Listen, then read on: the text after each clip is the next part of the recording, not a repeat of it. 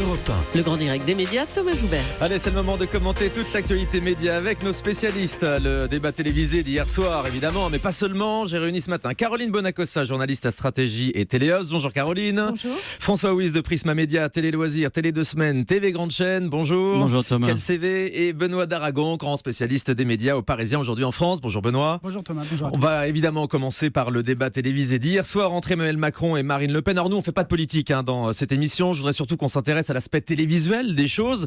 On peut peut-être commencer par la prestation des deux présentateurs qui était très commentée à la fois sur les réseaux sociaux, sur notre télérépondeur à l'instant. Nathalie Saint-Cric et Christophe Jacubizine ont-ils été à la hauteur ? Est-ce que quelqu'un a entendu le son de leur voix pendant ce débat, Benoît Daragon ? Ah, ils étaient là ? Moi, je ne les ai pas vus, je ne les ai pas beaucoup entendus. Non, ils avaient une tâche absolument impossible puisque Marine Le Pen a décidé de dynamiter le débat dès la première seconde. Donc, ils ont fait pâle figure. Impossible pour eux de s'imposer. Moi, j'ai beaucoup aimé les tentatives. Le visage, l'expression sur le visage de Nathalie Saint-Cric qui avait l'air désemparée de ne pas se faire entendre et d'assister à ce carnage en direct. Donc, c'était très compliqué. Cela dit, elle a été un peu plus présente que Christophe Jacubizine qui, pour le coup, a été Ils ont été inexistant. mauvais, faut le dire franchement, François Ouiz. Oui, mais pas totalement d'accord avec Benoît. C'était pas mission impossible. C'était pas facile puisqu'en effet Marine Le Pen voulait dynamiter le débat. Je pense qu'il y a un problème de casting de ces présentateurs. Animer un débat d'entre-deux tours, j'allais dire pour prendre un parallèle, c'est comme tout le monde peut pas animer The Voice. Je pense que tout le monde peut pas animer un débat d'entre-deux tours. Ce sont d'excellents journalistes politiques, des éditorialistes. C'est pas des meneurs de jeu. Je pense que Pujadas Boulot ou Pujadas Calvi ou non, Ils auraient été meilleurs. Ils auraient peut-être pas été au top, mais au moins ils auraient pu essayer un moment de s'arrêter, de dire bon, écoutez, maintenant il y a une règle du jeu, on va essayer de la jouer. Mais l'exercice est très difficile, surtout avec deux belles médiatiques comme Marine Le Pen et Emmanuel Oui, mais de Macron. toute façon, c'était perdu d'avance puisqu'ils n'avaient pas à la base le profil de meneur de jeu. C'est la preuve que cette idée de la parité à tout prix était une. Pujadas Boulot aurait été meilleur, Caroline. Pujadas et Boulot n'auraient pas été meilleurs. Je crois qu'on oublie une chose importante, c'est que dans ce débat d'entre-deux tours, on n'est pas face à des meneurs, on est face à des modérateurs. Et si vous regardez l'historique de tous les débats depuis 1974, c'est ce qui se parle, c'est ce qui se passe. La parole est aux débatteurs et ils ont face à eux des modérateurs Ils peuvent imposer un minimum de règles du jeu quand même. Qui jouent un rôle malheureusement de pendule et Julie. Non, Caroline, c'est un peu court de dire ça. Il y a un rôle de modérateur. Pu être là. Non, Vous auriez pu faire la pendule. mais si vous avez regardé le débat, ils ont été là. Et Caroline, quand ils sont intervenus, ça a été les moments qui étaient Non, les plus c'est un peu court. Non, mais quand ils sont cacophoniques. Il y a eu intervenus- plusieurs fois 20 secondes de cacophonie absolument ahurissante, tellement on était face à un corps à corps et à une agressivité délirante. Mais quand ils sont intervenus pour siffler la fin de la récré, ça ne servait à rien. Ils s'étaient repartis dans des face-à-face et dans des invectives.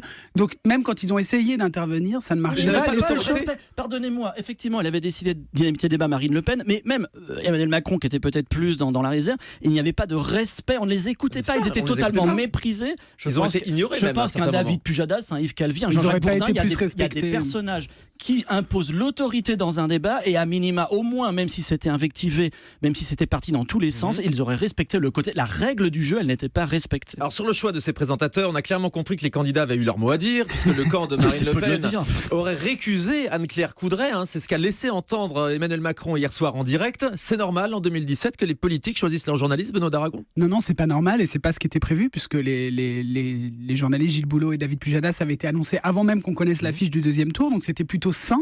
Enfin, pour la première fois, les journalistes n'avaient pas leur mot à... les politiques n'avaient pas leur mot à dire. Et puis le CSA a demandé à ce que TF1 et France 2 revoient leur copie. Et là, effectivement, Marine Le Pen a refusé, a refusé Anne-Claire Coudray. Et donc du coup, on se retrouve avec les chefs de services politiques des deux chaînes. Et ça participe de ce mépris des modérateurs, comme tu dis, ou des arbitres, puisque de toute façon, c'est choisi par les politiques, sous-entendu pour qu'ils les laissent débattre entre eux et qu'ils laissent le combat de catch se les dérouler. moins incisifs, vous pensez, Caroline Bonacossa ? Moi, je serais moins dure que vous. Je trouve qu'effectivement, laisser un débat avec, comme Christophe Jacubizine l'a dit sur votre antenne hier, laisser un débat avec deux hommes, sachant qu'il y avait une femme et un homme sur le plateau qui débattaient, cela aurait fait 3 hommes face à une femme. Et moi, j'aurais trouvé ça choquant. Et je trouve que le CSA, qui est garant de la parité sur une antenne publique, ce n'était pas une chose possible.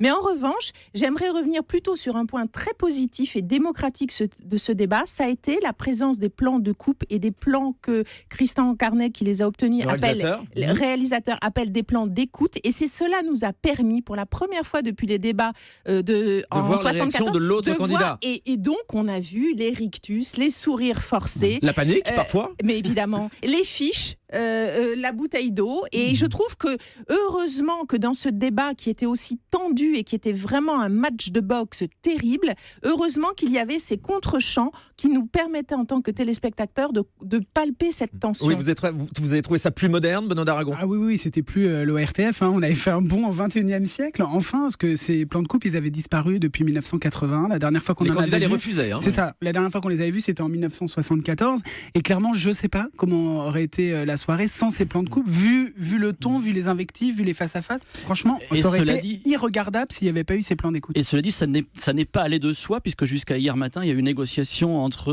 la production, les chaînes et les staffs des candidats qui n'étaient pas pour au départ. Enfin, le staff de Marine Le Pen qui n'était pas pour être précis. Exactement, c'est le staff de Marine Le Pen qui s'y opposait. Un petit mot sur l'audience, 15 100 000 téléspectateurs sur TF1 et sur France 2, c'est moins qu'en 2012. Oui, alors on n'a pas l'audience de BFM TV, encore qui sera peut-être pas stratosphérique, mais effectivement c'est moins. Non, ça va être consolidé par les chaînes info, bien sûr, et puis surtout TF1 qui bat France 2, et pourtant France 2 a joué les prolongations de son journal, ils se la sont joué chaîne info en rendant l'antenne juste avant le générique, donc on pensait que ça allait favoriser France 2, et pas du tout, TF1 les bat de 1 million de téléspectateurs. Alors est-ce que ça c'est pas symptomatique? On voit que TF1 a réussi à reprendre la main sur la politique pendant cette campagne électorale. Est-ce que France 2 a fait une mauvaise campagne, François Wyss? Alors moi je dirais match nul, parce que TF1 clairement avait une revanche à prendre sur 2012, ils étaient passés à côté de la présidentielle, ils ont dégainé le débat à 5, ils ont fait 2 excellentes émissions la semaine dernière qui s'appelait 2017 le débat, là où chacun pouvait exposer son programme. Mais France 2, quand même, on l'a vu lors de la soirée électorale, a quand même réussi à faire une bonne soirée. C'était légèrement devant, ouais. Oui, alors bon, ils ont donné des moins bons chiffres enfin les estimations, mais ça c'était plutôt l'institut de sondage.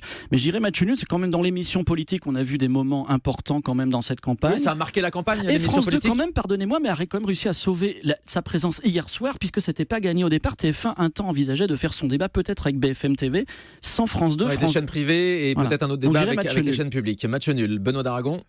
Oui, enfin je vous trouve un petit peu sévère quand même. C'est-à-dire que TF1 a réussi des événements. Bon, ils en ont fait 6. Ils en ont fait 6 durant cette campagne qui sont évidemment très réussis, et là-dessus ils ont événementialisé leur grille. Avec des audiences incroyables pour le débat à 5 par exemple. Exactement, avec des grands moments de télévision. Et après France 2 a fait un travail régulier de traiter la campagne depuis le mois de septembre, avec des grands rendez-vous, avec des émissions politiques, avec tous les candidats des primaires. C'était des moments importants. Des dispositifs très décriés, on l'a vu avec l'émission politique de David Pujadas et Léa Salam et Caroline. Oui, alors c'était très décrié, c'était un format qui a été intéressant, avec effectivement 15 minutes pour convaincre. Moi je pense que, revenons quand même à quelque chose d'évident, France 2 est une chaîne qui fait de la politique d'une manière régulière. TF1 a réussi à événementialiser son antenne pour la présidentielle, mais la politique est davantage dans l'ADN de France 2. En revanche, ce que je voudrais noter, c'est qu'hier soir, j'ai été marquée en regardant les JT de TF1 et de France 2, et je peux vous dire que le gagnant, la chaîne gagnante de cette élection présidentielle, c'était les chaînes info et c'était BFM. On avait l'impression, pendant le journal de Gilles Boulot et pendant le journal de David Pujadas,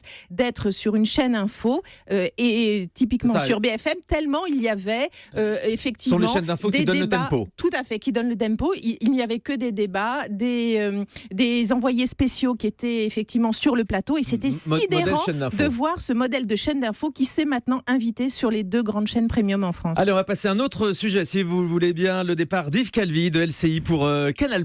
On l'a appris hier. Est-ce que ça vous surprend, Benoît d'Aragon? Bah oui, ça me surprend parce qu'il est arrivé à LCI l'année dernière. En septembre dernier. Il sera resté qu'une saison. On sait qu'en télé, quand on reste une saison, en général, soit c'est une catastrophe au niveau audience, soit il y a un problème en interne. Alors là, c'était pas une catastrophe au niveau audience. Il faisait des bons chiffres pour LCI. Donc, il y a eu un problème en interne. En tout cas, il y a eu une proposition de Canal+ que visiblement, il n'a pas pu refuser. Est-ce que Canal+ paye mieux qu'LCI? C'est très probable.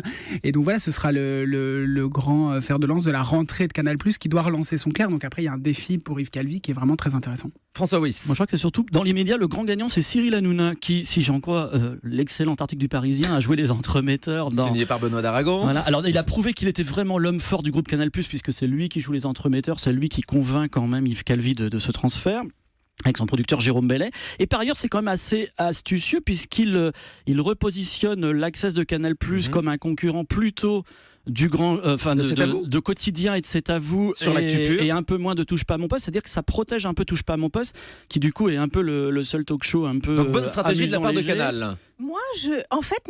mon sentiment, c'est que c'est un peu tout de même un échec, et pour Yves Calvi et pour LCI. Ah oui, pour une chaîne comme LCI, avoir oui. fait venir Yves Calvi, qui était resté 15 ans à France 5, et donc, je pense qu'il a fait la preuve du caractère fidèle qu'il peut avoir par rapport à une antenne, qu'il parte au bout d'un an, pour moi, c'est un échec, et c'est dommage, et parce qu'on sait à quel point, d'ailleurs, Thierry Tuillier, le patron de LCI, avait dit à quel point la chaîne était devenue Calvi dépendante, et donc ce départ au bout d'un an est pour moi un échec d'LCI, mais c'est aussi un peu un échec d'Yves Calvi, parce que partir au bout d'un an, on sait très bien qu'on ne peut pas installer quelque chose au bout d'un an, et moi je trouve que ça dit beaucoup surtout de la fragilité des chaînes en ce moment, et de réactions qui sont parfois, et de décisions qui sont prises au point levé, et d'ailleurs on avait pu voir comment Yves Calvi était parti de France 5 dans un très bon papier de Véronique Groussard, qui avait détaillé à quel point c'était une décision immédiate et politique. Oui, politique et aussi financière, on peut se dire ça. Je suis pas sûre que ce soit l'argument principal, la finance. Bon, en tout cas, c'est un coup dur pour LCI, Benoît. Oui, c'est un coup dur principe, mais moi je m'interroge quand même à 2 points sur la stratégie de Canal+. C'est que je croyais que Leclerc n'était pas très intéressant pour Canal+.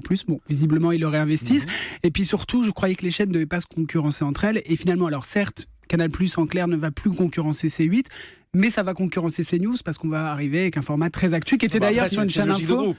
Bah non, justement, la logique de groupe, c'était plus concurrencer les chaînes. Et là, il est très probable que Canal+. On pourrait se dire que LCI fait concurrence à Quotidien sur le même créneau. Après, c'est vrai, ils ont plusieurs chaînes dans le Sauf que groupe. Quotidien est beaucoup plus léger, beaucoup plus dans l'infotainment que va être Yves Calvi. Mais donc, Canal+ bouge encore, François? Oui, et ce qu'il faudra voir à terme, c'est ce que Canal+ a mis dans la corbeille de la mariée, parce qu'on nous dit l'access de Canal. Je sais qu'un autre grand présentateur, animateur a été démarché pour cet access. Mais qui Et qu'on lui promet. Donnez-nous le nom, Un François. certain Stéphane B. Stéphane Bern pour l'access de Canal+. Et qu'on lui promettait peut-être dans la corbeille de la mariée des choses sur C8 aussi. Donc, est-ce que Yves Calvi, alors Yves Calvi, la radio, il est déjà bien occupé, mais est-ce qu'on lui promet pas aussi à terme des choses que TF1, le groupe TF1 n'était pas en mesure de promettre, c'est-à-dire une présence sur 2 antennes, plus de visibilité, ça c'est une évidence. Même si le pari est risqué, LCI c'est formidable, ça pèse 200-300 000 téléspectateurs, c'est quand même, ils ont progressé, mais ça reste quand même assez peu visible sous les radars, quoi. Du côté de Canal, il paraît aussi qu'on va beaucoup aller Sandra Sublet en ce moment dans les couloirs, selon mes informations.